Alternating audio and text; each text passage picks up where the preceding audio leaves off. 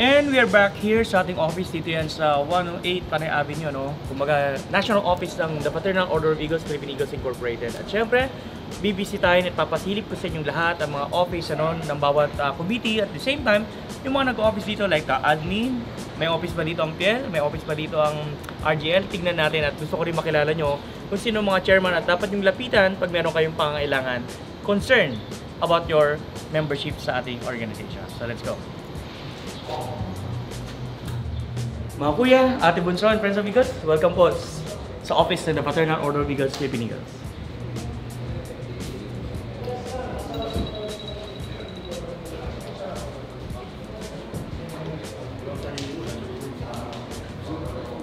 And of course, dito sa ground floor sa pagbasok natin ng entrance, nandito ang office ng Philippine Eagles Institute of Leadership kung saan kapabilang din po ako dyan bilang field director. Tara, pasukin natin. Good morning mga kuya ko. Good morning, Kuya. Kuya Glenn at syempre ang ating Kuya Boards. Kuya Glenn? Good morning po. Good morning po. Ako po si Kuya Glenn Michael Tornaya, ang inyong PL staff po sa ating opisina.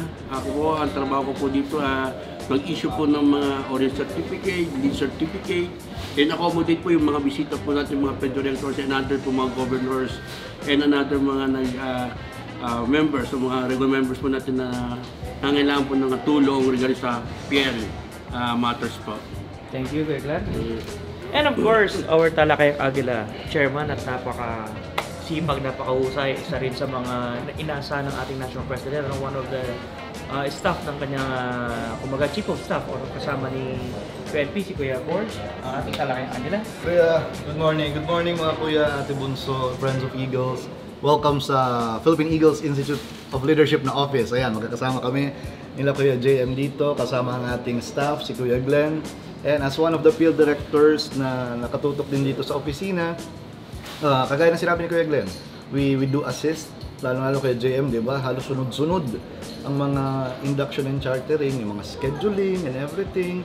Kung may mga field concerns about academic matters, yes, mga questions, feel free to visit our office.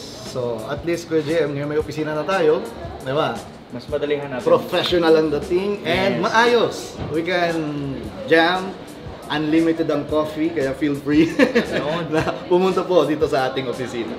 Sa lahat po ng mga kuya at ate natin na nangangailangan ng mga scheduling ng PL at dito po kayo pupunta sa office para mabigyan kayo ng tamang scheduling. Yes. Especially, ma-assign po kung sino yung PL directors na i-assign sa inyo at available po.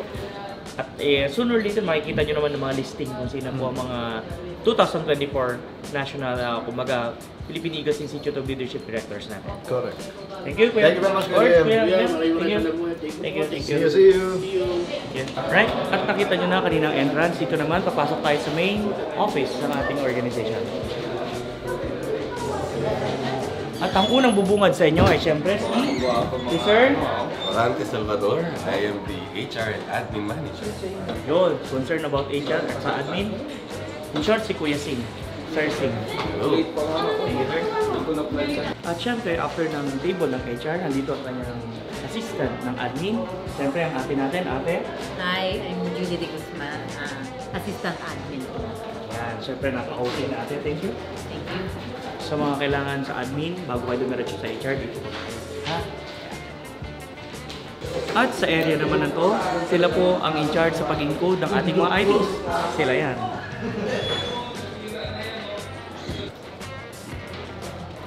At syempre, habang busy ang ating chairman ng membership, aabalahin na natin.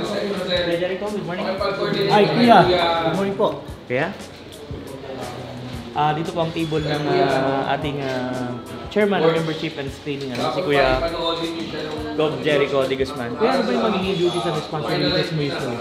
Well, basically po, we are screening all the application forms from the whole fraternity, local and international. So, dito nakikita natin yung mga may problemang region and clubs. So, yung membership nila, kung sila ay in good standing or kung sila ay multiple membership, dumadaan po lahat dito yan. At ang maganda lang po rito, nasa tabi natin yung production ng, yung pag-encode ng ID. So, at any given time, pwedeng immediately na-check natin. And kung may mga concern po, yung mga region, lalo na yung sa malalayong lugar, they can send it through email lang naman po para madali silang makapagpa-register at magbayad ng renewal nila through online banking or deposit lang po nila sa kanilang mga bangko na malapit sa kanila. Mabilis lang po yun. Okay, so lahat kayo mga kuya, Ate Bunso and Friends of Eagles, any concern about membership, dito lang po sa table at welcome naman at napaka-accommodating ng ating Anytime po, anytime. May unlimited coffee tayo. May unlimited Yan. coffee. Meron din tayong anak 5, joke lang. So dito po ay you're free to visit here. May concern kayo sa mga registration, sa mga maling names at maling region na ilalagay sa ID nyo. Dito lang po kayo pupunta. Kuya, thank you so much. Thank you very much. Thank you. At ngayon naman, pupunta tayo dito sa ating accounting office, or so treasurer's office natin. Kuya Jay, good morning. Morning. Ayan. Kuya Jay? Magandang umaga mga kuya ate. In behalf of the Finance and the Treasury Department, ako si Kuya Jay from Region 50. Kami ay buong puso maglilingkod sa inyo sa mga pag-update po ng koleksyon ng inyong mga regions at club. Kasama ko din si Joby, ang ating cashier. So, Julie, we are happy to serve you mga kuya ate. Thank you, Kuya Jay. Sige. Thank you, Miss Job. At ngayon naman, dumako tayo sa office or table mismo ng ating busy at talagang hardworking Secretary General. Yes, good morning. Good morning, Kuya. Dito po ang office ng ating Secretary General. Kaya mas pakilala ko po at ang duties and responsibility. Hi, good morning. Ako po ang inyong Secretary General. Bilang inyong Secretary General, tungkulin ko po na tugunan ang lahat ng mga requests, mga hinaing, mga settlements, at kung ano pa po ang mga ibibigay sa akin ng ating National President ng mga trabaho. Yun po ang aking ginagampanan. At ito nakikita nyo naman, siya rin po ang in charge sa mga scheduling. So lahat ng papaschedule ng chartering induction, hindi kayo pwede magkaroon yan kung hindi kayo dadaan sa office of our Secretary General para si mismong ating National President ang makapunta at syempre mag-chartering o mag-induct sa inyo. Yan, napakabigat po ng duties and responsibilities ng ating Kuya Secgen of Alum Corpus, kaya hindi ko na rin siya masyadong abalahin dahil tambak siya, Ayan. pero napakahusay, napakagaling. Makikita nyo po sa likod ninyo, Yan. lahat po yung mga yan, ang paggawa ng ating mga ID, ang effectiveness and efficiency po ng ating mga manggagawa dito sa ating national office ay amin pong under supervision po namin, Secretary General's Office. Ayan, thank you so much, Kuya Secgen. Maraming salamat, Kuya JM. May lakay. Okay, thank you. Good luck. At ngayon naman, papasukin natin ang office ng Chief of Staff at the same time, ang Inspector General ng ating organization. Ganun kalaki ang office dito. Unahin na natin si Kuya. Kuya, morning. Ang Kuya Gob natin, Kuya Danilo, ang working talagang national officer. Kuya, ang Kuya natin. Ang office na to ay? Ito po yung ating opisina ng Inspector General's Office. Ito yung executive committee ng national president natin, the Fraternal Order of Eagles, Philippine Eagles. At na ang kanyang primary duty is tasking or ay magkakandak ng assessment and evaluation ng ating mga members, sa lahat ng mga members ng Eagles, specifically yung mga members na mayroong members ng ating club at saka region na magkakaroon ng mga internal conflicts, controversy. At iyan ang dapat nating pagtutunan ng pansin na ito'y maayos, mariresolve agad bilang isang Inspector General. So, naway ako rin ang mananawagan at magpaparating na sana'y ipagpatuloy natin ang ating goals and objective natin na service through strong brotherhood. Buhay ang Angina. Thank you, Kuya Gobdat. And now, aakyat tayo sa third floor para ma-visit natin ng ibang mga offices pa. At makilala nyo naman kung sino mga chairman.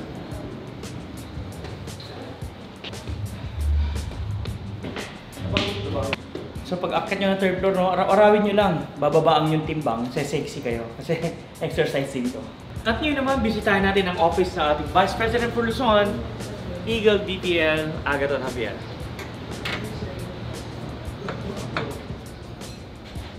Tingnan nyo naman kung gaano kaganda. Painting pa lang, panalo na. receiving area. At kung iba, may libreng candy. Dito naman, yema. Yema ang libre. Ngayon, bisitahin na natin ang ating BPL. Saktong-sakto kararating niya, no? Na-timingan ko, napaka-busy tao nito. Okay. Welcome sa office ng ating BPL. Of course, inabutan natin dito. Napaka-palad natin dahil napaka-busy na ako yan. Good morning. Good morning, Kuya Agaton. At po, ang ating Vice President for Luzon, Eagle Governor Agaton Javier. Kaya, pati mo na natin mga kuya at ate. Unang-una po, bumabati ako sa inyo ng magandang araw. Ako po si Eagle Governor Agaton Javier, ang Vice President for Luzon.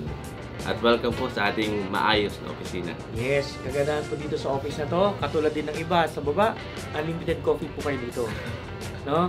Kaya request ko lang yung mga ating mga governors, ano, especially Luzon, if you have concerns, request, idaan po muna natin sa ating Vice President bago kay MP para naman masala at kung siya lang kaya ng solusyonan.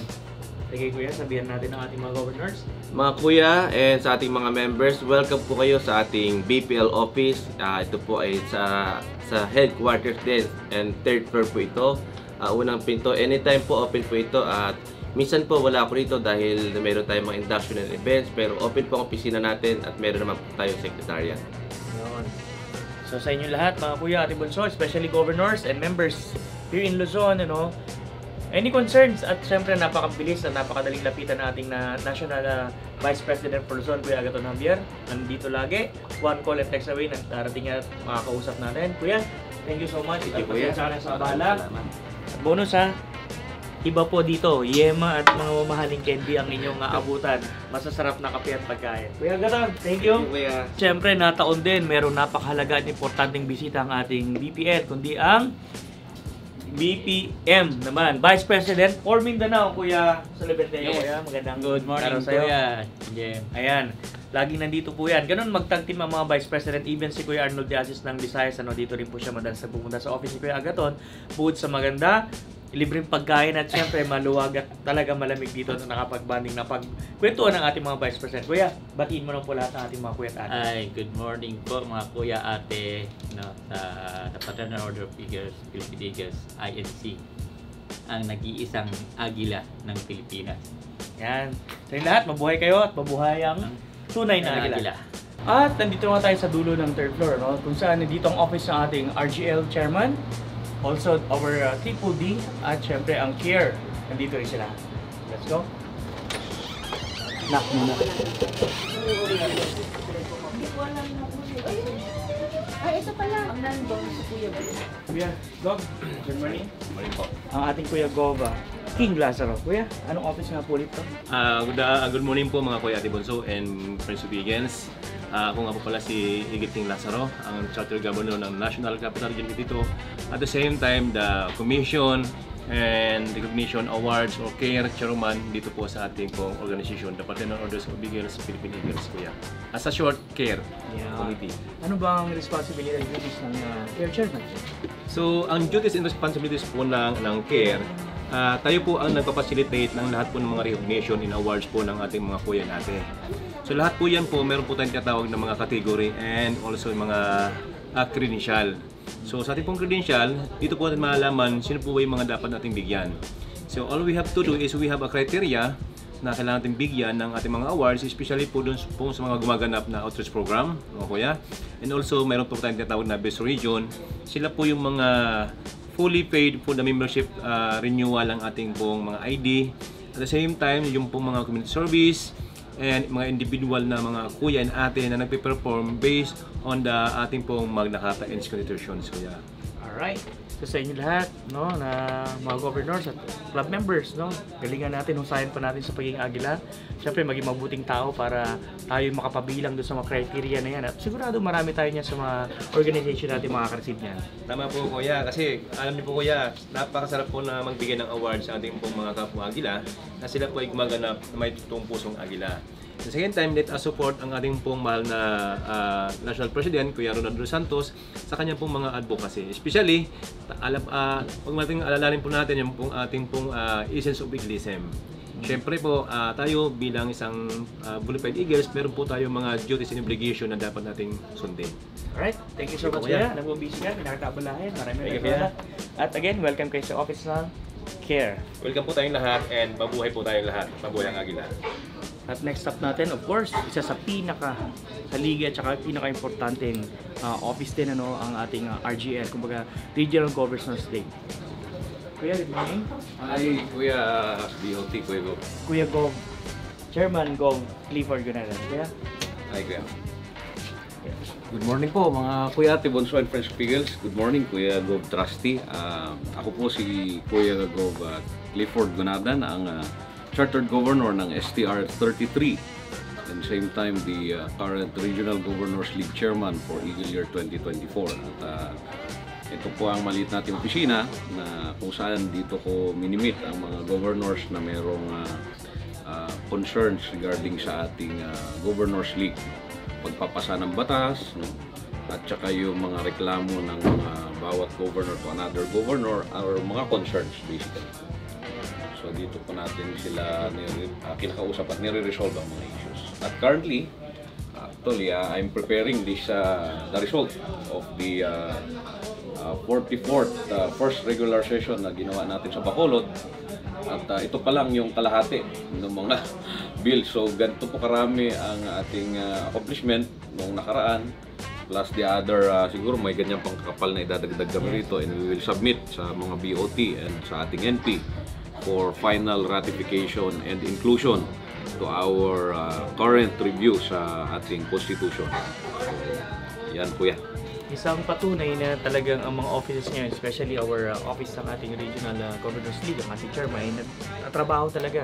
Dahil everyday, talaga nandito po sila to accommodate you sa mga governors, kapwa ko governors na may mga concerns sa yung mga regions at request na, of course, sa ating national, no? Daan muna natin sa ating chairman para mas magabayan at may turo niya sa atin ang step by step na ating kailangan prosesong pagdadaanan. Again, Kuya, thank you so much. At ito pa nga pala bonus sa unlimited coffee po dito. Ayun. Sa office na to. Okay? Tama po.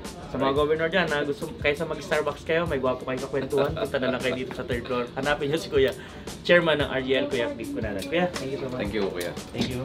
And of course, nakikita nyo naman ang aking background. Ito ang nako tayo sa office ngayon ng Triple D natin. Ito ang kanilang mga gears at talaga namang sila din nagturo sa akin para kung nakita nyo yung paglalapir ko nun, no? Ito yun. So, bisitahin natin ang ating chairman. Kuya, good morning. Kuya, good morning. Good morning. Ang ating chairman, si Kuya Gov Joseph Ryan. So, Kuya? Good morning po, mga kuya, mga ate. Welcome po sa ating opisina ng Triple D dito sa 108 Panay Avenue, Quezon City. Kasama po natin ang ating BOT, Kuya JM Llanes. Ayan. Actually, ang Triple D po ay ang disaster donation and data banking. Tayo po ang in charge pag may mga kalamidad.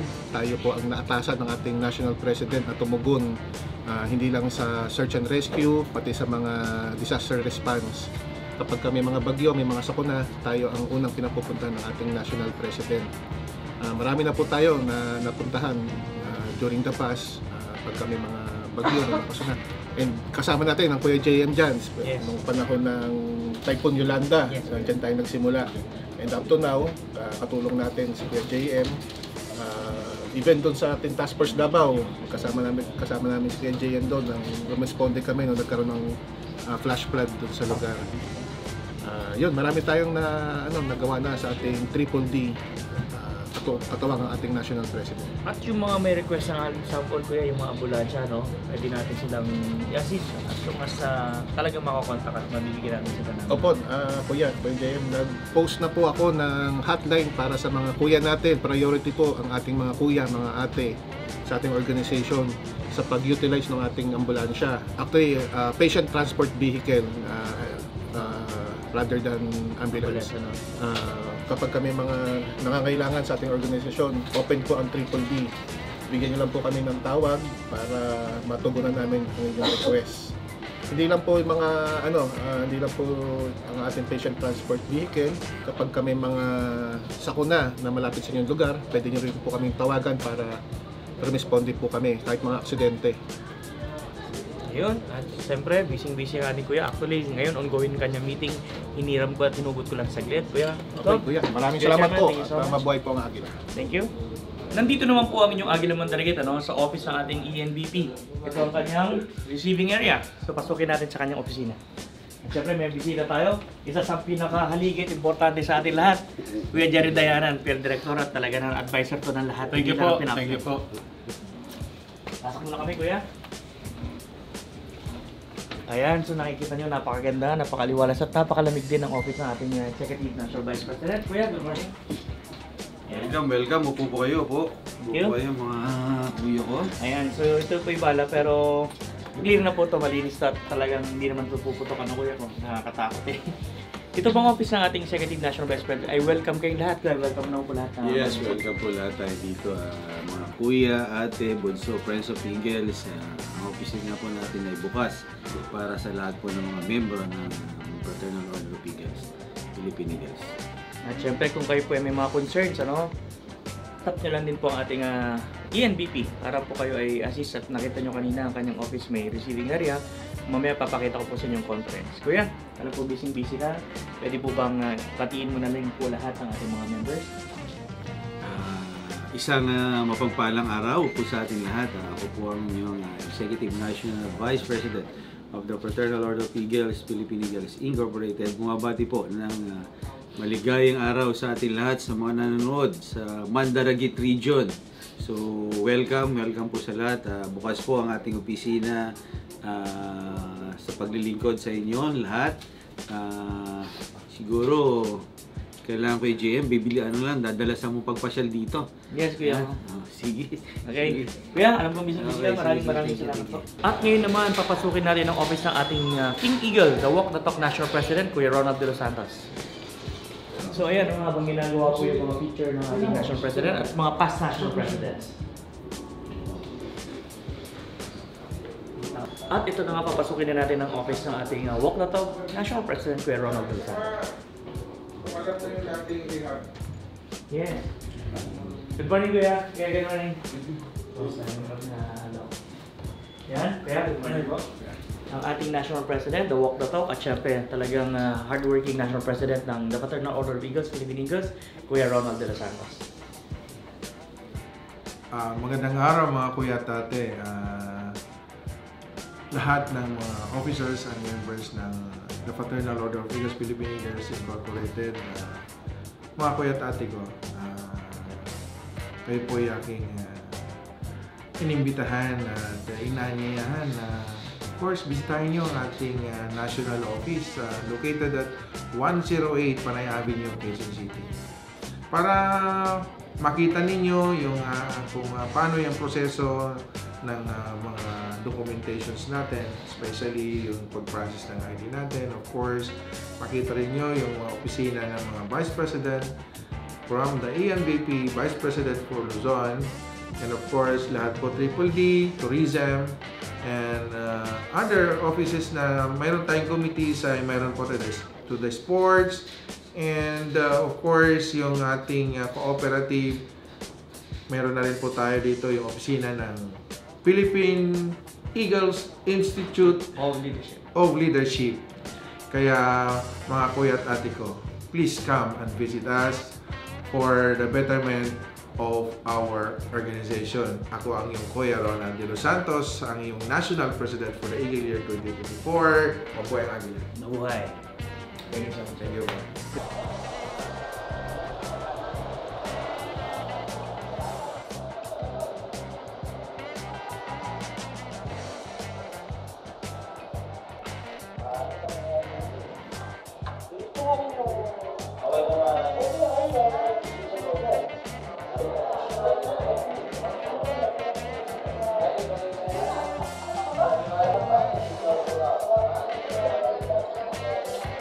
Dito na nga nagtatapos ang ating office tour, At least nakilala nyo na po at alam nyo na ang mga chairman kung sino-sino, kanya-kanyang department o kanya-kanyang commission.